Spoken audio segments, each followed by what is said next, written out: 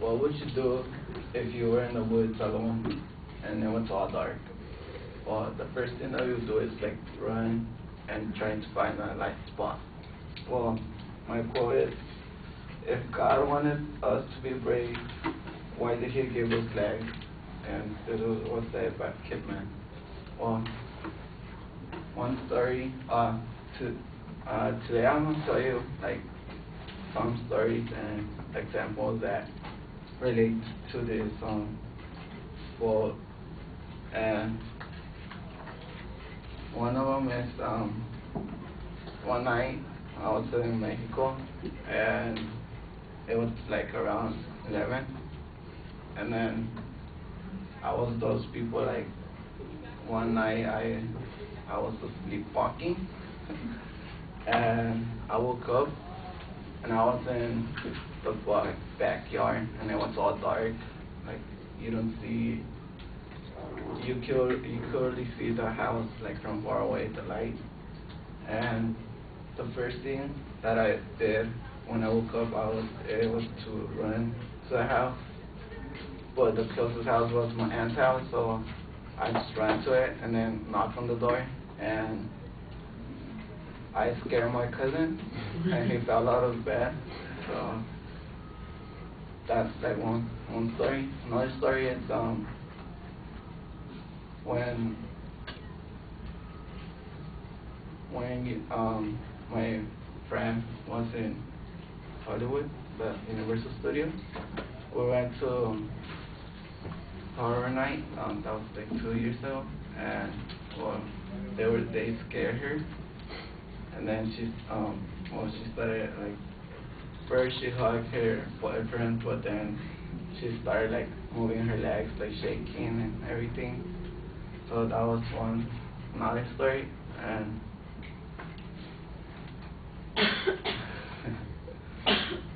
right, another story, for example, is if when you get like, if you're trying to be nervous, brave, and that this happened to me again. I was in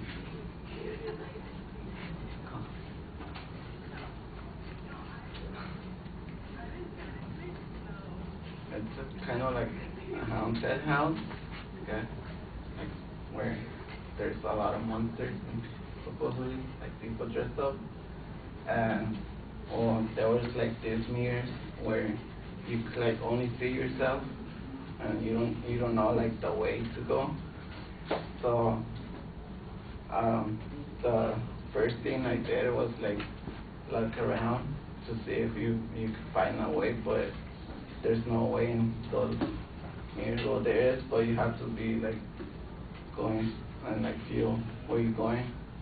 And well, the first I started like looking to see where was the exit, but then my legs started shaking because there was like this creepy noise.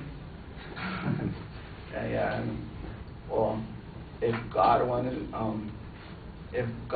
us to be brave, why did He give us legs? Like, if He wouldn't give us legs, we wouldn't be running away from things that scares us, or that things that we're afraid of.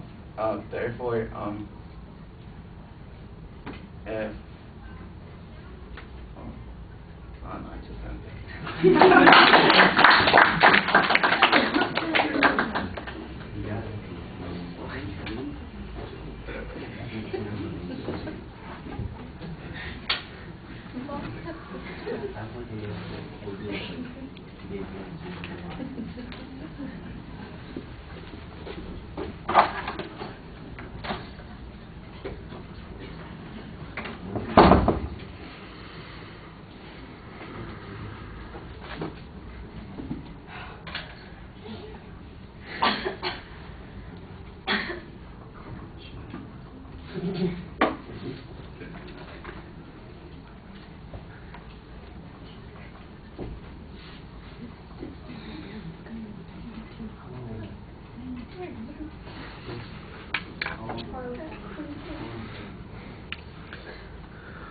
All right, Miguel, I thought the rhetorical question, the example that you had to open up was okay. The transition to the topic was fine, but you don't really have a point of view. You don't tell us what it is you're going to be trying to say in the presentation, and as a consequence, each time you move to another one of these stories, the question is, why are you telling us this story? How does it connect to the point?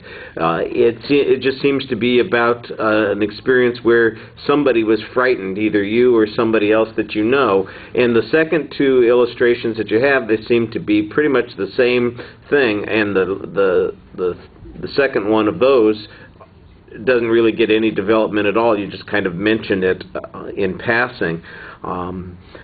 So you did do a couple of things pretty well, though. There is an organizational structure. It's not really a preview. You suggested there was going to be a preview, but you've got three distinct stories that you're going to talk about. I thought that was pretty good. And you tell us a story on each of those points, but I'm not sure why we're getting those stories. What do they illustrate? Do they illustrate that it's a wise thing to run away, or is it just, and here are 3 times that people were scared? I'm not sure what we're supposed to get from this.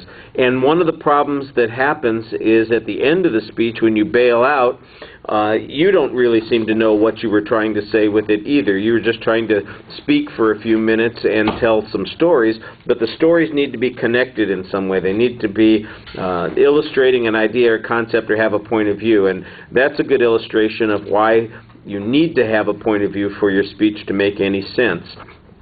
The presentation issues, you project okay. I think you could use a little bit more energy. The pacing, I think, is the same problem that we've talked about before. It's a little inconsistent. You are going a little bit slow and methodical through the process. You play with the topic a little bit. You keep folding it up. You rolled it in your hands at one point. I thought that was kind of funny. Once you got it into that little ball, though, then there were some more natural indicators while you were speaking. You look like you were trying to be engaged with the audience. You are looking around during the presentation, and that's solid. And I thought that your posture was pretty confident. Like I said, at the end of the speech, you bail out, and even if you come back and say, so it's probably a good idea to run away if you're afraid, at least I'd know what it was that you were trying to say during the presentation, and that's what was missing, I think, the most from your content. All right, thank you.